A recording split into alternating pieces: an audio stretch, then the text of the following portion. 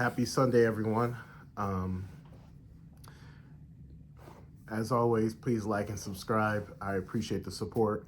And yeah, let's get right into it. So, owning versus renting. This is a conversation that seems to find its way back into the news cycle. I don't know. Usually, when there's a big event or something happened in the stock market, something happened, election, something like that. There's always this owning versus rent thing that comes back, and it's been forever. I remember this happening even before I bought my first house.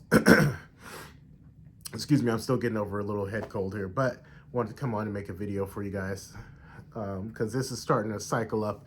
You're starting to see a lot of it in the news, YouTube channels. I'm jumping on to, and I wanted to speak to it because I just don't like the premise of the question, owning versus renting. To me, it's a lazy question and it's very lackluster, if you will. The bigger question is, what's your strategy? What are you hoping to accomplish? What does the next year look like for you? What does the next what does 2025 look for you? And then project out from that. What does the next 5 years look like for you? What do you just, if you were just being, if you're just dreaming out loud, what would that look like? What would you want your life to look like? Take it out 10 years. What does that look like? Do you still want to work in 10 years? Do you not? So with all of that, once you, and again, you're probably gonna have to take some time to really get quiet and think about these things because it's not something that's done like quickly, like in a vacuum, but it takes some time. But let's just go through some of it. The average price of a home in the US today is over $400,000. That's a number, that's something. Um, you know, I mean, if your down payment, you get 20%. Obviously, you have a lot of programs out there that can get your down payment lower, which aren't necessarily a bad thing. But again, it goes back to strategy. You can put down 3% for an FHA loan, but you're going to have a PMI, which stands for private mortgage insurance, which means that has nothing to do to protect you. It has everything to do to protect the bank. Meaning, like if you default, they get their money first. You are just SOL. So you really need to think about strategy. I'm not against putting 20% down. It teaches you discipline to save it. Um, but again, this goes back to what I've been trying to drive home, and I don't know if I'm doing a very good job of it or not. Hopefully you can stick through this video and find out and leave it in the comments below. But owning versus renting, if I'm going to own, I need to be diligent in working through that math. Um, Depending on where you're at, if you're in a high cost area, there's more than just your mortgage payment. I know everyone says that, but it's so true. I'm a property manager, have been a property manager for the better part of 20 years. I can tell you when you're dealing with a building, structure, wood, nails, screws, electrical, plumbing, HVAC, things happen, they go down all the time. You need to factor in that when you're going to buy a house. I've made videos about this before. What you should look for when you are looking to buy a house, because there's real costs associated with those systems. If you're buying an older home, I always tell people you shouldn't be buying an old home if you don't have capital to replace things, period. Because you're gonna have to go in capital heavy to replace your plumbing. You're gonna have to replace HVAC units. You're gonna have to do. I bought a 1946 duplex in Portland, Oregon, and I knew, and I put 3% down. And Portland is a very expensive market. The average home price is well over $500,000. But I knew the property I bought cost $675, which is very expensive. But I knew going into it, I had enough dry powder, to tackle the big expenses. And trust me, there was a lot of big expenses. And I went way over budget because I did it during the time materials went and labor went through the roof. I mean, it couldn't have been a worse time on paper to do it. But that's another story for another day. Um, but I mean, I still own it, and it's a great performing asset. But again, my mindset was I'm going to acquire this expensive asset because I know I can make it worth more than what it is valued at. So I knew the value, I knew the market, I knew the area. So I was very comfortable taking the risk. Um, you know, if it were just a house, I mean, would I have done it? Probably. Just depends, right? I'm always thinking ahead. If I did buy a house in today's market, which I do plan on doing that, but I have moved since then. I moved to Atlanta, Georgia, and I'm looking for a home to purchase. I'm not doing it right now because interest rates are kind of high, and I'm looking for a good deal. It has to meet my criteria. And even when I do buy, I'm gonna treat it, it's not gonna be like a standard home. I want a home that has an ADU on it that I can rent out or that I can do Airbnb out of to supplement my mortgage. So again, strategy. I'm thinking about how I can take something and make a little extra off of it. If I was able to get a home with the ADU on it or a walkout basement, I could totally rehab that basement and make it livable and do all that good stuff. And people that need to come in, Atlanta is a great market because we have a lot of things going on here. Super Bowl's coming here, World Cup is coming here. We have a lot of things that are happening here. So I know that I could generate money off of an Airbnb here.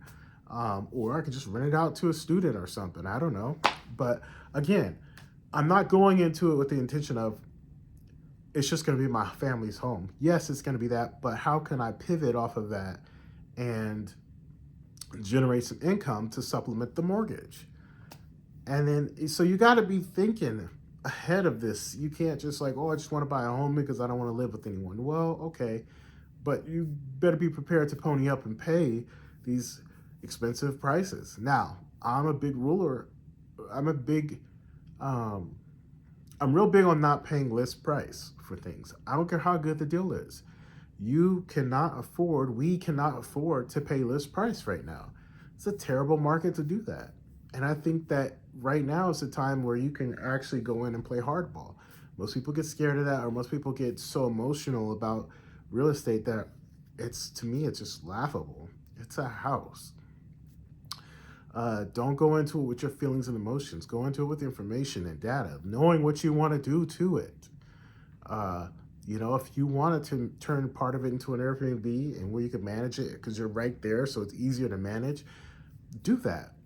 And another thing while I'm talking about Airbnb, there's this whole new Airbnb thing. It's not an arbitrage. I don't even know what it is, but I'm seeing a lot of advertisements for it. And what I will tell you is be cautious. This is scamming season, and everyone's out to get your dollars. No such thing as fast money. Quick money doesn't exist. Well, I'll stand corrected. It does exist, but chances are you're not good enough to do it. Just being honest. Neither am I. I'm not going to bullshit you. I'm not going to sit here and tell you I'm good at it. No, I believe good things take time. For sure, I'll say for sure things take time. How's that? But don't get too excited about something that sounds too good because it's probably a scam. But, stop looking for shortcuts. Just put the work in and let your results be what they may. But no such thing as shortcuts. And, there's no $10,000 course that's going to give you all the answers to the test. It just doesn't exist. So the quicker you get out of that mindset, the better. Anyway, so again, renting versus owning. I don't think it matters either way. I just think you need to be thinking about your mindset and the strategy and what your goal is. My goal is I'm raising a family. Me and my wife, we have 2 kids. And I believe that a family needs a place where I think everything happens from your home base. And then from that home base, then everything branches out. So I know that. So I know I'm looking for a house. That being said, I'm also an investor and I'm looking for a good deal. And again, I'm looking for the things that people aren't seeing. If there's a house that has a structure on it, that is a house that has an ADU or a mother-in-law suite or walkout basement, I can pivot off of that and I'm getting 2 for 1. While everyone else is just, ooh, we have a basement to, turn into a home theater and blah, blah, blah, blah, blah. No, I'm looking at it. How can I make some money off of it while I'm at home? So I'll turn it into an Airbnb. So you got to be thinking about strategy. That's the more important question. It's a lazy question or approach to say owning is better because of this or renting is better because of this. Look, I rent right now. The house I'm in, I don't own it, but I'm renting because I'm working my plan. Okay? So think about strategy, get your mindset together, and don't get too caught up on if renting's bad, owning good. Don't get too caught up on that. If you got to rent for a while to buy yourself patience, do that. You could be investing in the stock market while you do that. But remember, you got to walk and chew gum here. This is not a either or. It's like both, right? I want to rent and I want to own and I want to do as much as I can afford. But don't get too house rich where you cash poor. Always have a oh shit pal. Keep some powder dry, you know? And some people will go in with the strategy of I'm going to own a home to build equity, cash out refinance, or do a home equity line of credit. That's fine. But remember, that is the church's money. I don't like to play with an investment with my home. That being with my kids, wherever that my kids have to lay their head, I don't want that to be a something I play around with. However, again, this goes back to strategy. If you know, let's just say you found a deal of a lifetime, and you knew you had a couple $100,000 of equity in your house. Well, I wouldn't drain it. I never drain it, but I'd take $100,000 and go see if I could do that. But it'd have to be with the idea that that $100,000 gets paid off within the next 2 to 3 years. So I'm not opposed to it. I just want people to get educated and learn how to make better their thought process, strategy, right? What's your short term? What's your long term? Like long term for me, I want to accumulate some assets, and I'm really strongly leaning towards moving out of the United States, going somewhere where Mexico. I've been there several times. I love it. I want to take my wife has been there several times. We love Mexico, so I can see myself living there, and it's for a fraction of the cost. And in my opinion, the lifestyle is better. Not to say America's bad, but let's just be honest. You got to make a lot of money to really live here. So anyway, that's another topic for another day. I just want to say the better question is mindset, your plan, not should you own, should you rent. Take care. We'll make another video soon if you guys want me to do another deep dive on this one. But please like and subscribe. Appreciate you. Have a great, wonderful Sunday afternoon. Take care. Bye.